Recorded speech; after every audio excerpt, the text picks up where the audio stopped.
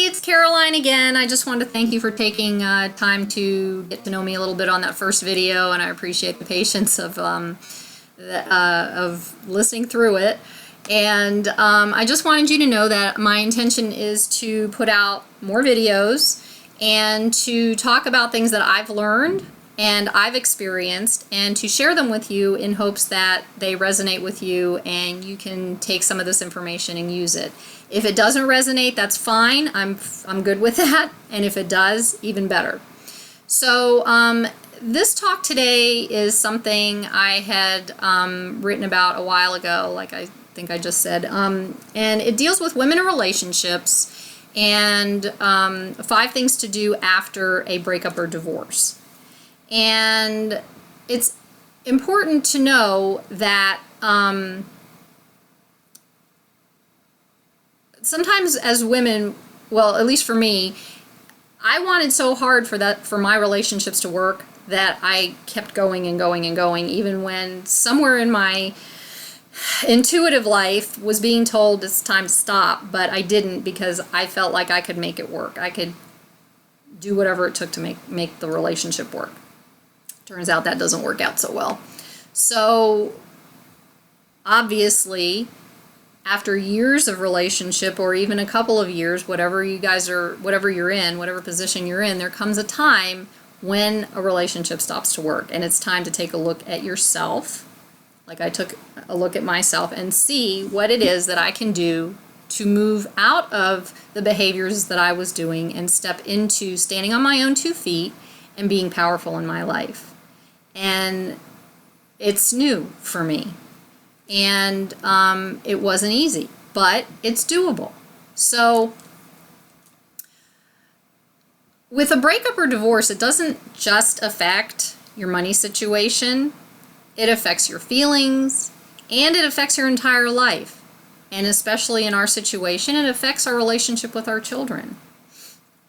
And not only does the divorce affect the relationship, but how we're handling it affects that too.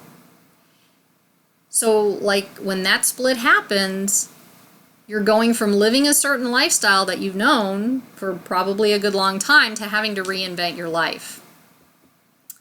I've been through 2 divorces and a few breakups, and can honestly say that the emotions that I went through didn't get easier over time for a long time, even though they were all obviously different situations.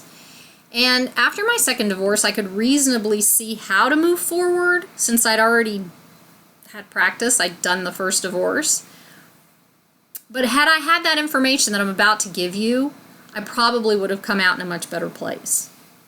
But instead, I repeated the same behaviors that I did in the prior to this most recent relationship, of doing the same things that I was doing before and being the same person that I was being, and I couldn't figure out why.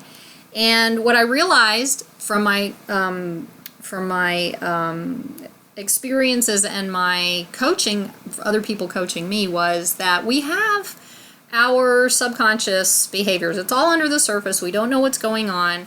We have belief systems and we have habits, and it all runs our lives. And these things happen at an early age.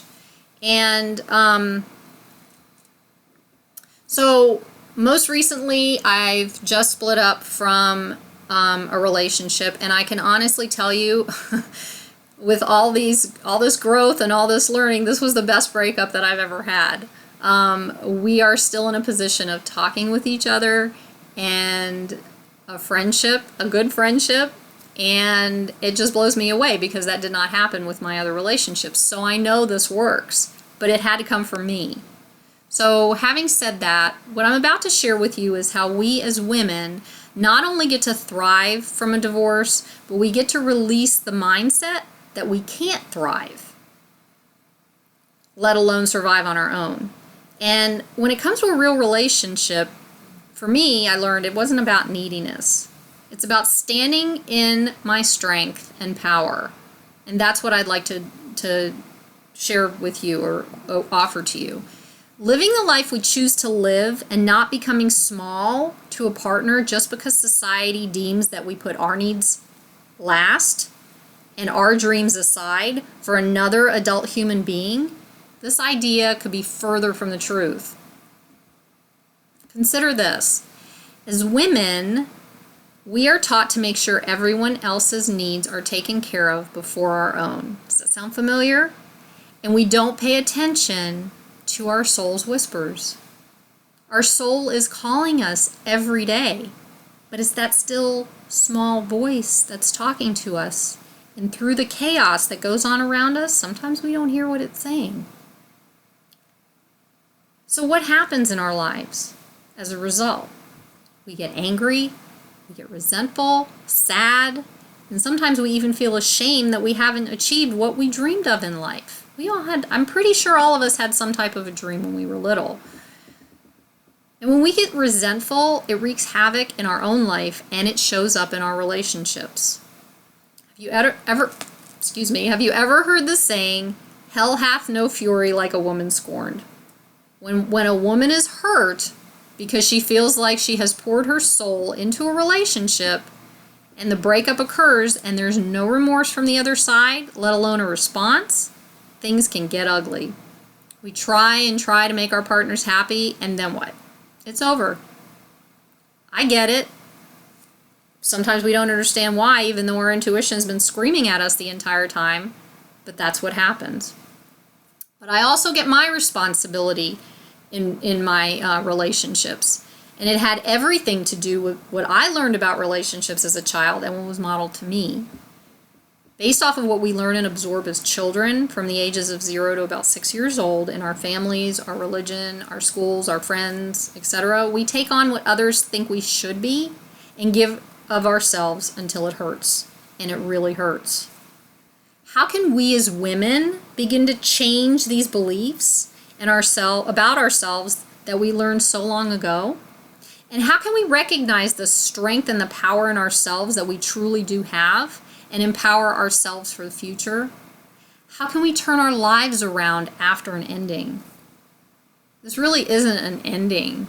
It's actually a new beginning. You have to have endings in order to have new beginnings. It's time to reinvent yourself and your life and take advantage of what's happening with you. I know you are probably or possibly very angry and resentful at having given a good portion of your life to someone who doesn't seem to be outwardly grieving over the same breakup and at the same time turning your children against you. It's really hard to accept something like that. I get it. But it may be their way of handling their anger and the breakup. And unfortunately, as much as I wish it wasn't like this, but it is, we can't control how they're reacting. We can only control how we respond. And this can be maddening, and I completely get it.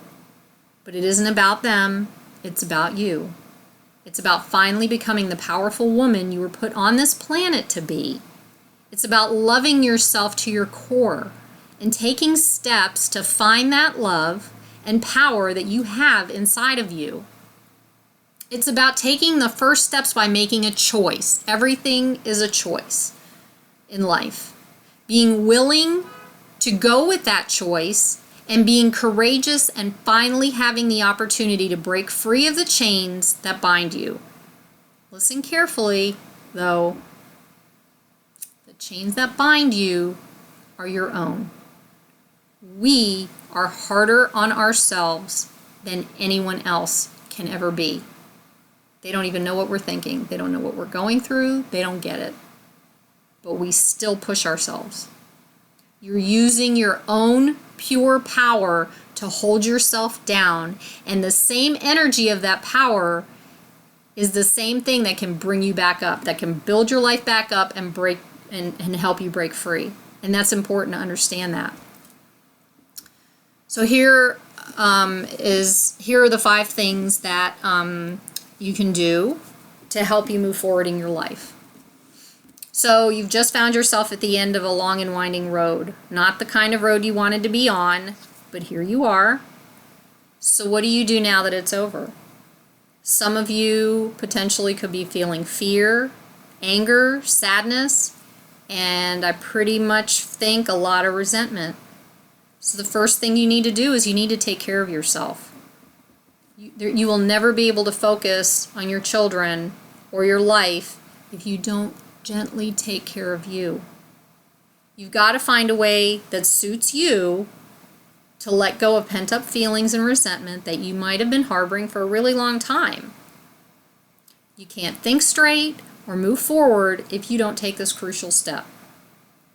There are many different ways. You find what suits you. My suggestions that I've used are going for a walk on the beach, getting a massage, sitting with a friend and crying, or getting your feelings out in a safe and healing way that works just for you.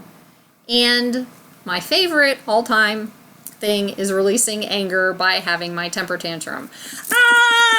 That wasn't a really good example, but I've been in a position where I can't think straight, I'm pacing, I'm moving around, I'm crying, I'm doing everything, and I decide, nope, I'm going to go in there and I'm going to just have this temper tantrum, and when I release it, I'm like, and then all the answers come to me. It works, I'm just saying. I know it doesn't sound or feel comfortable, but it definitely works. So next, now that you've cleared some space in your heart by releasing all this energy, the negative energy, it's time to begin to take inventory about what you want to happen for you. And the most important thing is to make this situation as amicable as you can, but don't lose yourself in the process.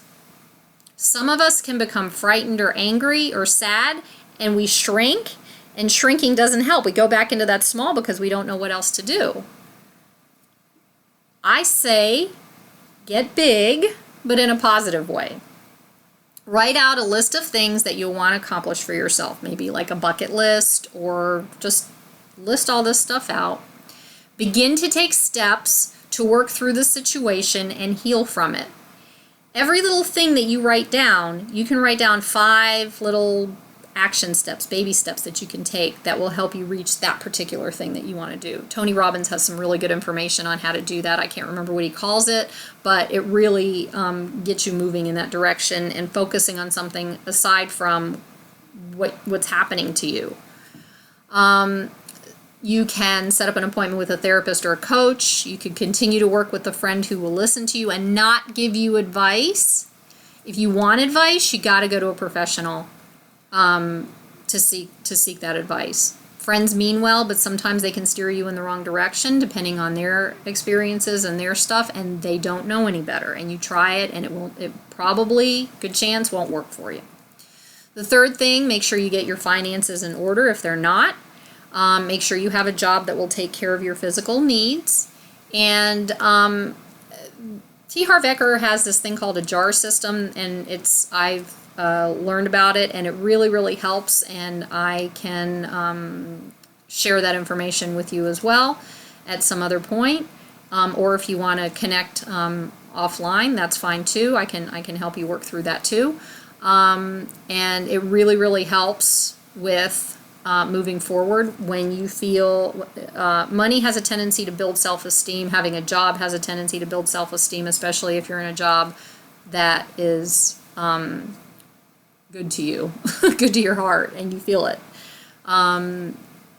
So once you're set up with money, well, even before that, you can begin dreaming again, and you need to dream big. You need to dream big, because if you don't dream, you die inside, and we're trying to get away from that. So dream big. And on top of that, fourth, love yourself and surround yourself with humor, love, friendship, and positivity. Now you have time to go and do things you enjoy and have always wanted to do. Free your inner child. Go play. Enjoy life. Find something every day to be grateful about, and pray or meditate on those things every day. If you can't think of something to be grateful for, think small. The flower, the sunshine, the rain, watching other children play, the fact that you're alive and breathing and everything's going to work out, and I promise you it will. And last, and certainly not least, breathe. Deep breath is so important. Learn how to do deep breathing exercises.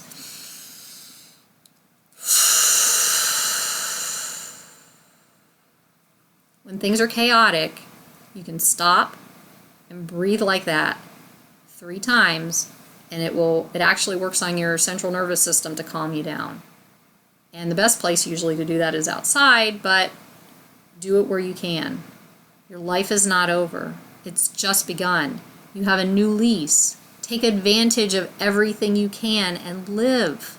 Stay in life, and when things start to go south, which potentially they could, reach out and know that you're loved. So I want to thank you for listening today, and I hope you were able to get something out of this, and I will continue to provide videos as we go forward. All right, thank you so much. Have a great weekend. Take care. Bye-bye.